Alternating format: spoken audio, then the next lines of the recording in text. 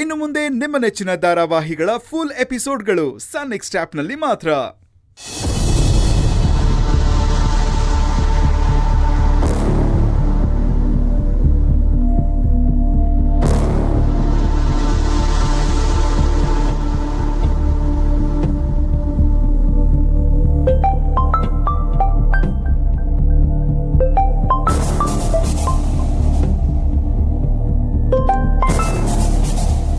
Hi sir. Hi Nandini, ಹೇಗಿದ್ದೀರಾ? ಫಾರ್ಮಾಲಿಟೀಸಿಗೆ ಹೇಳಬೇಕಂದ್ರೆ ಚೆನ್ನಾಗಿದ್ದೀನಿ. ನಿಜ ಹೇಳಬೇಕು ಅಂದರೆ ಅಷ್ಟಾಗೇನು ಚೆನ್ನಾಗಿಲ್ಲ ಸರ್. ಯಾಕೆ, ಏನಾಯ್ತು?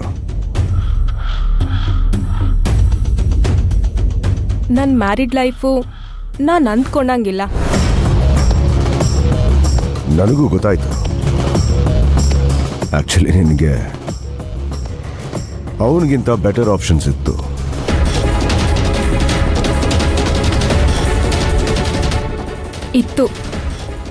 ಆದರೆ ಸರಿಯಾಗಿ ಡಿಸಿಷನ್ ತಗೊಂಡ್ಲಿಲ್ಲ.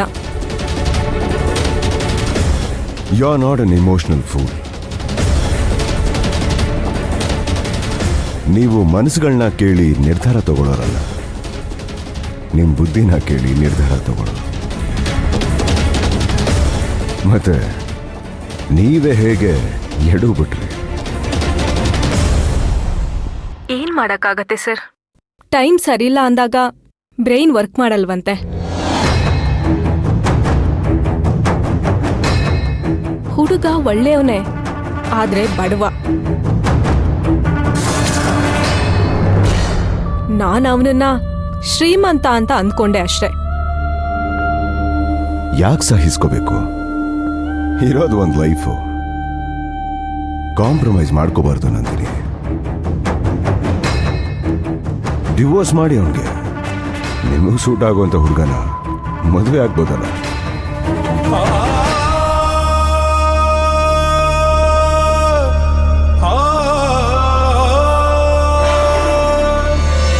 Dominating person.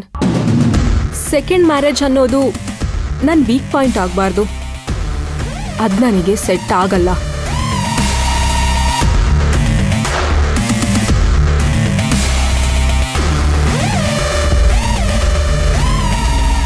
ಸರಿ, ಒಂದು ಕೆಲಸ ಮಾಡಿ, ನಿಮ್ಮ ಹುಡುಗನ್ನ ನನ್ನ ಹತ್ರ ಕಳಿಸಿ. ದುಡ್ಡು ಮಾಡೋದನ್ನ ನಾನು ಹೇಳ್ಕೊಡ್ತೀನಿ. ಸರಿ, ಕಳಿಸ್ತೀನಿ. ಆಮೇಲೆ ಇನ್ನೊಂದು ವಿಷಯ, ನಿಮಗೂ ಗೊತ್ತು, ನಾವೆಲ್ಲ ಕೆಲಸನೂ ಕಾನೂನು ಪ್ರಕಾರ ಮಾಡಲ್ಲ ಅಂತ.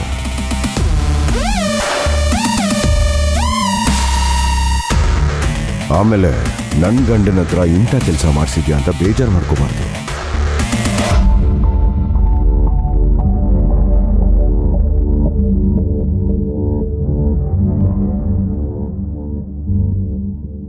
ಕಾನೂನ್ ಪ್ರಕಾರ ಕೆಲಸ ಮಾಡಿದ್ರೆ ಶ್ರೀಮಂತ ಆಗಲ್ಲ ಅಂತ ನನಗ್ ಗೊತ್ತು.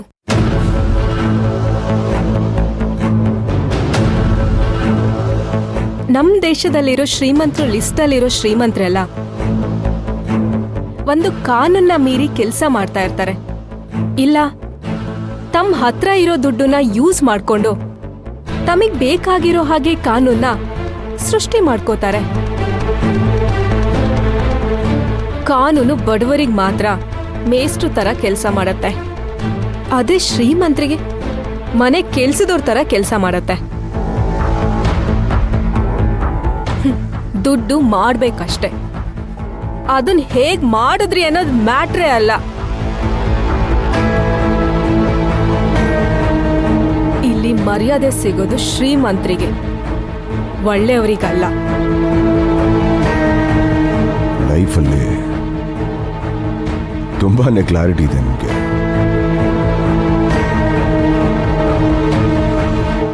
ಆದ್ರೂ ಇಂಥ ಡಿಸಿಷನ್ ಹೇಗೆ ತಗೊಂಡ್ರಿ ಅನ್ನೋದೇ ಆಶ್ಚರ್ಯ ನನಗೆ. ಬುದ್ಧಿ ಇರೋರೆಲ್ಲರೂ ಗೆಲ್ಲೋದಿಲ್ಲ. ಗೆದ್ದೋರೆಲ್ಲರಿಗೂ ಬುದ್ಧಿ ಇದೆ ಅಂತ ಹೇಳಕ್ ಆಗೋದಿಲ್ಲ. Yes, you are absolutely right.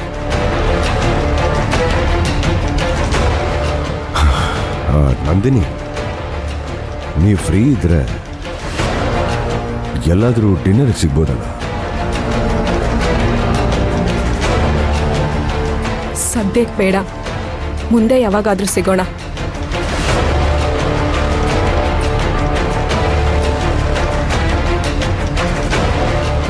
ಆಯ್ತು, ಏನಾದರೂ ಬೇಕು ಅಂದರೆ ಕಾಲ್ ಮಾಡಿ. ಆಯ್ತು. ನಿಮ್ಮ ಹುಡುಗನಿಗೆ ನಾನು ನಂಬರ್ ಕೊಟ್ಟು ಕಾಲ್ ಮಾಡೋಕ್ಕೆ ಹೇಳಿ. ನಿಮ್ಮನ್ನ ಮೀಟ್ ಮಾಡೋದಕ್ಕೆ ಹೇಳ್ತೀನಿ ಬಿಡಿ. ಸರಿ, ಸಿಗೋಣ ಹಾಗಿದ್ರೆ. You take care. Thank you.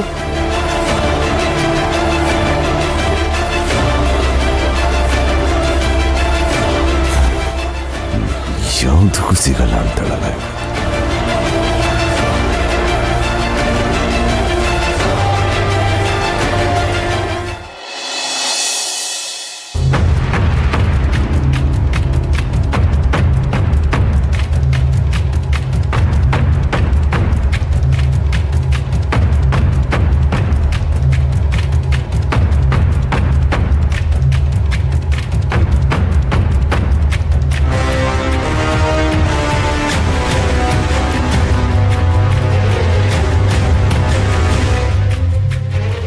ಹೇಳ್ಚಿನ, ಈಗ ತಾನೇ ಮನೆಯಿಂದ ಆಚೆ ಹೋದೆ, ಅಷ್ಟ್ರಲ್ಲಿ ಕಾಲ್ ಮಾಡಿದ್ಯಾ? ಸುಮ್ಮನೆ ಎಲ್ರ ಮುಂದೆ ನಾನು ಇಷ್ಟ ಇಲ್ಲ ಅನ್ನೋ ಥರ ಬೈಯೋದು, ಆದರೆ ಒಳಗಡೆ ಸಿಕ್ಕಾಪಟ್ಟೆ ಪ್ರೀತಿ ಅಲ್ವಾ? ಅರ್ಧ ಗಂಟೆನೂ ನನ್ನ ಜೊತೆ ಮಾತಾಡದೆ ಇರೋಕ್ಕಾಗೋದೇ ಇಲ್ವಲ್ಲ? ಏ ಎಳ್ಸು, ಮೊದಲು ನಾನು ಹೇಳೋದನ್ನ ಕೇಳಿಸ್ಕೊ. ರಾವಣ್ ಅಂತ ಫ್ಯಾಮಿಲಿ ಫ್ರೆಂಡ್ ಒಬ್ರು ಇದ್ದಾರೆ, ಬಿಗ್ ಶಾಟ್. ಶಿವಗಾಮಿಗೆ ಈಕ್ವಲ್ ಶ್ರೀಮಂತರು. ಅವ್ರ ಹತ್ರ ಮಾತಾಡಿದ್ದೀನಿ. ನೀನು ಒಂದ್ಸಲ ಅವ್ರನ್ನ ಹೋಗಿ ನೋಡು, ಅವ್ರ ಜೊತೆನಲ್ಲೇ ಇರು. ಜೀವನ ಅಂತಂದ್ರೆ ಏನು, ದುಡ್ಡು ಮಾಡೋದು ಹೇಗೆ ಅಂತೆಲ್ಲ ಅವ್ರು ನಿನಗೆ ಹೇಳ್ಕೊಡ್ತಾರೆ. ರಾವಣ್ ತಾನೇ, ನನಗೆ ಗೊತ್ತು ಬಿಡು. ನಮ್ಮ ಅಕ್ಕ ರೂಪ ಅವನ ಬಗ್ಗೆ ಸಿಕ್ಕಾಪಟ್ಟೆ ಹೇಳಿದ್ದಾರೆ.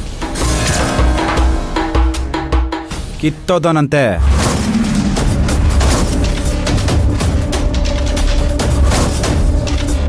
ಕ್ರಿಮಿನಲ್ ಅಂತೆ.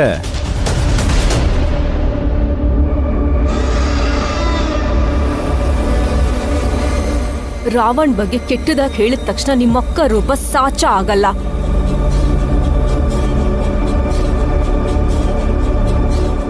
ಒಬ್ರು ಬಗ್ಗೆ ನಾವು ನಿರ್ಧಾರಕ್ಕೆ ಬರಬೇಕು ಅಂತಂದ್ರೆ ಅವ್ರ ಜೊತೆ ನಾವು ಪಳಗ್ಬೇಕು, ಅವ್ರ ಜೊತೆನಲ್ಲೇ ಇರ್ಬೇಕು. ಅವ್ರು ನಮ್ಮ ಹತ್ರ ಹೇಗ್ ಬಿಹೇವ್ ಮಾಡ್ತಾರೆ ಅನ್ನೋದ್ರ ಮೇಲೆ ಅವ್ರನ್ನ ನಾವು ಜಡ್ಜ್ ಮಾಡಬೇಕು.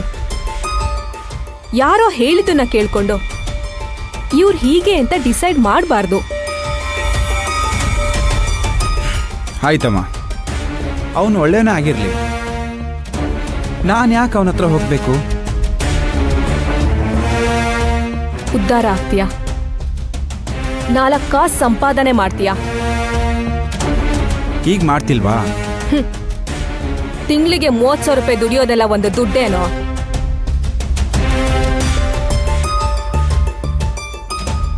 ರಾವಣ್ ತಗೊಳ್ಳೋ ಒಂದು ಪ್ಯಾಂಟು 50,000 ರೂಪಾಯಿ.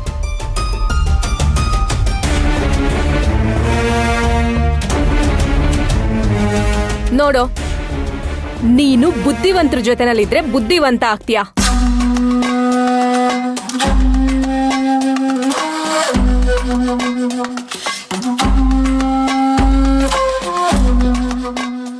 ಶ್ರೀಮಂತರ ಜೊತೆನಲ್ಲಿದ್ರೆ ನೀನು ಶ್ರೀಮಂತ ಆಗ್ತೀಯಾ. ಬಡವರ ಜೊತೆನಲ್ಲಿದ್ರೆ ಸಾಯವರೆಗೂ ಬಡವನಾಗೆ ಇರ್ತೀಯ.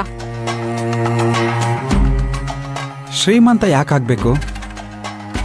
ಸಂತೋಷಕ್ಕೂ ದುಡ್ಡುಗೂ ಏನ್ ಸಂಬಂಧ? ಏಯ್, ಈ ತರ ಕಿತ್ತೋಗಿರೋ ಡೈಲಾಗ್ಗಳನ್ನೆಲ್ಲ ಬಿಡು.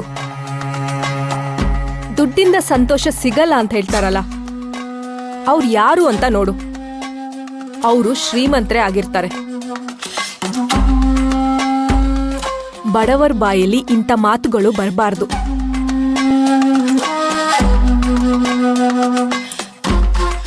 ರಾವಣ್ ಆಫೀಸ್ ಲೊಕೇಶನ್ ಕಳಿಸ್ತೀನಿ, ಅವ್ರ ಫೋನ್ ನಂಬರು ಕೊಡ್ತೀನಿ. ಬಾಯ್ ಮುಚ್ಕೊಂಡೋಗಿ ಮೀಟ್ ಮಾಡು. ಅವ್ರ ಜೊತೆನಲ್ಲೇ ಇರು.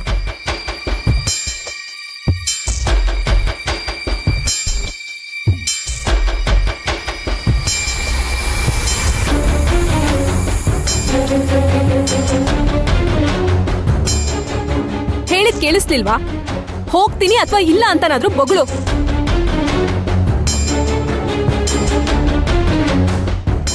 ಆಯ್ತಮ್ಮ, ಹೋಗ್ತೀನಿ.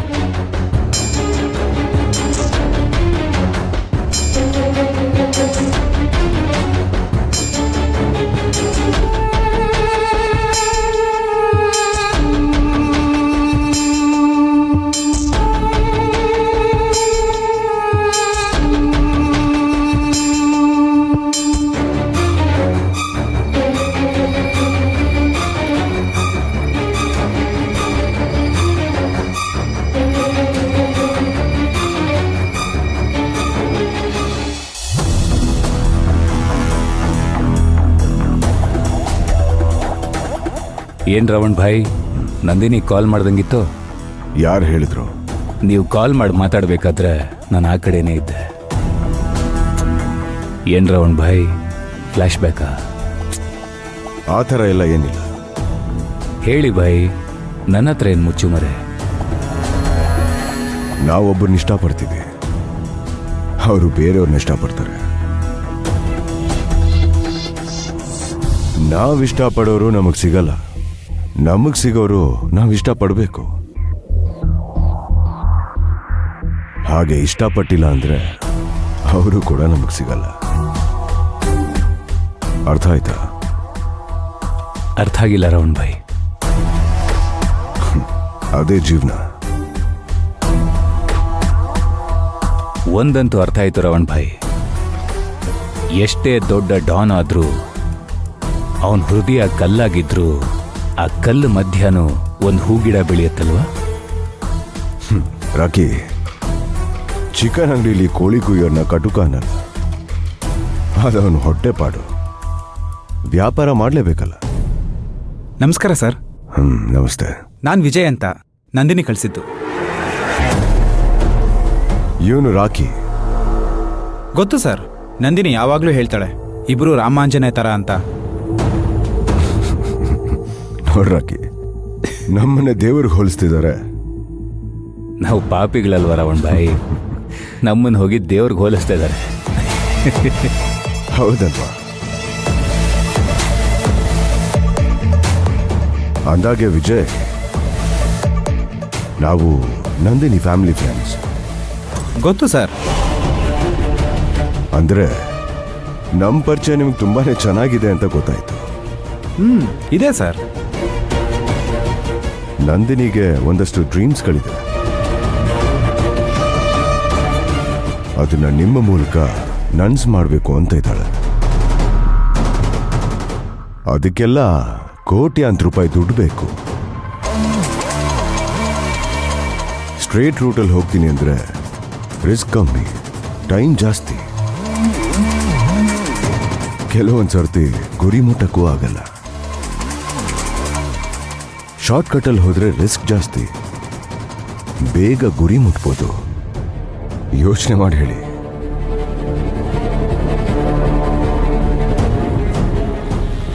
ಸರಿ, ನಾನೇನು ಮಾಡ್ಬೇಕು ಹೇಳಿ ಸರ್. ನನ್ನ ಹತ್ರ ಸುಮಾರು ಬಿಸ್ನೆಸ್ ಇದೆ. ಸ್ಕೂಲ್ ಇದೆ, ಟ್ರಾನ್ಸ್ಪೋರ್ಟ್ಸ್ ಇದೆ, ಟ್ರಾವೆಲ್ಸ್ ಇದೆ, ಫ್ಯಾಕ್ಟ್ರೀಸು ಇದೆ, ಲ್ಯಾಂಡ್ ಬಿಸ್ನೆಸ್ ಕೂಡ ಇದೆ. ಅದರಲ್ಲಿ ಕೆಲಸ ಮಾಡ್ತೀನಿ ಅಂದ್ರೆ ತಿಂಗಳಿಗೆ ಒಂದು 20 ರಿಂದ 25 ಸಾವಿರ ದುಡಿಬೋದು. ಅದನ್ನ ಬಿಟ್ರೆ ಸ್ಮಗ್ಲಿಂಗ್ ಇದೆ,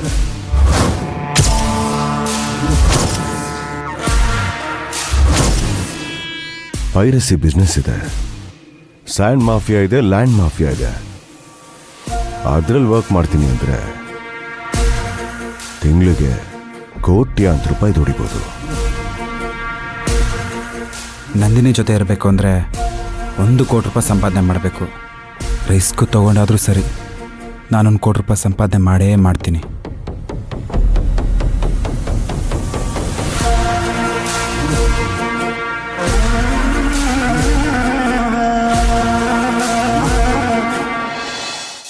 ಯೋಚನೆ ಮಾಡ್ತಿದ್ಯಾ?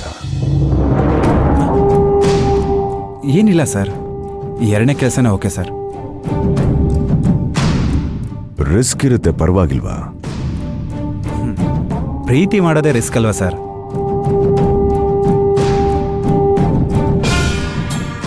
ಸರಿ ಆಯ್ತು. ಬ್ರೌನ್ ಶುಗರ್ ಒಬ್ಬರಿಗೆ ಡೆಲಿವರಿ ಮಾಡಬೇಕು. ಅದನ್ನು ಸಕ್ಸಸ್ಫುಲ್ ಆಗಿ ಮಾಡಿದ್ರೆ ನಿನಗೆ 1 ಕೋಟಿ ರೂಪಾಯಿ ಕೊಡ್ತೀನಿ.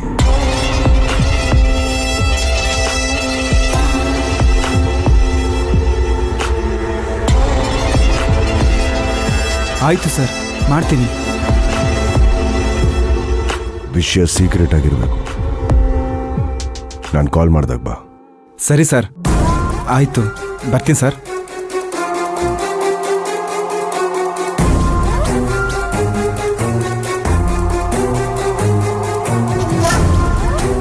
ನೋಡಿ ಭಾಯ್, ಹುಡುಗಿರಿಗೋಸ್ಕರ ಹುಡುಗರು ಯಾವ ಥರ ರಿಸ್ಕ್ ತಗೊಳಕ್ ರೆಡಿ ಇದ್ದಾರೆ ಅಂತ.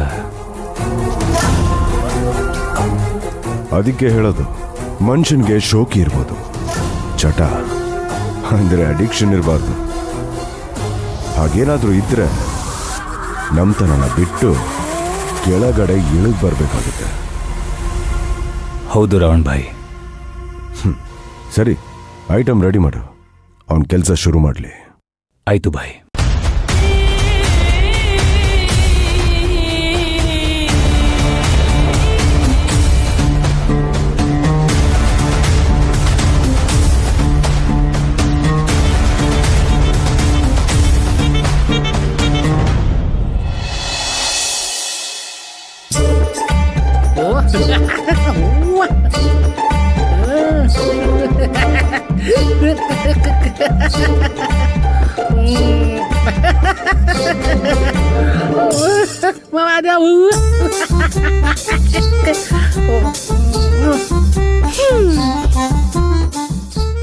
ಏನ್ ತಾತ, ಇತ್ತೀಚೆಗೆ ಯಾವಾಗ್ಲೂ ಮನೇಲೇ ಇರ್ತೀರಾ?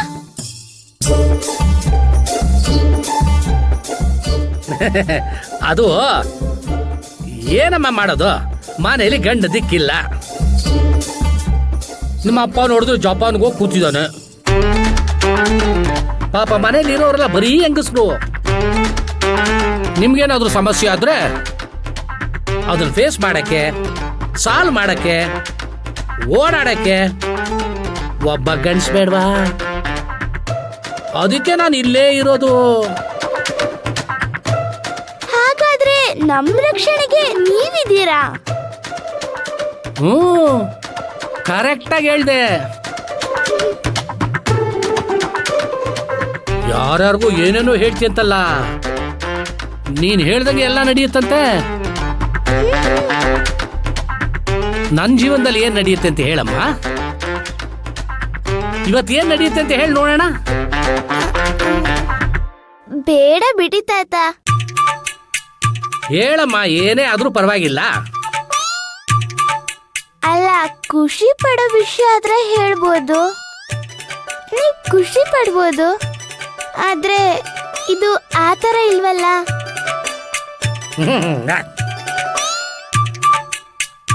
ಅದೇನೇ ವಿಷಯ ಇದ್ರು ಹೇಳಮ್ಮ. ಬೀಸೋ ದೊಣ್ಣೆಯಿಂದ ತಪ್ಪಿಸ್ಕೊಂಡ್ರೆ 100 ವರ್ಷ ಆಯ್ಸು ಅಂತಾರಲ್ಲ, ಹಾಗೇನಾದ್ರೂ ಇದ್ರೆ ನಾನು ಹುಷಾರಾಗ್ಬಿಡ್ತೀನಿ, ಅದರಿಂದ ತಪ್ಪಿಸ್ಕೊತೀನಿ. ನೀವು ಇಷ್ಟೆಲ್ಲ ಕೇಳಿದ್ಮೇಲೆ ನಾನು ಹೇಳ್ದೆ ಇರಕ್ಕಾಗಲ್ಲ.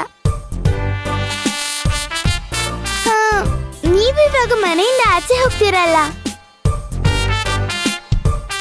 ರಸ್ತೆ ನಡ್ಕೊಂಡು ಹೋಗ್ಬೇಕಾದ್ರೆ ಕೂತಿರೋನು ಒಬ್ಬ ಎದ್ದು ಬಂದ್ಬಿಟ್ಟು ನಿಮ್ಗೆ ಬೈತಾನೆ.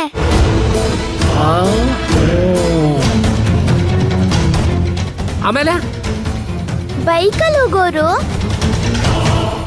ನಿಮ್ಗೆ ಸಖತ್ತಾಗಿ ವಾಂಚ್ತಾರೆ. ಆಮೇಲೆ ಒಬ್ಳು ಹೆಂಗ್ಸು ಪರ್ಕೆಲ್ ಹೊಡಿತಾಳೆ. ಅಯ್ಯಪ್ಪ,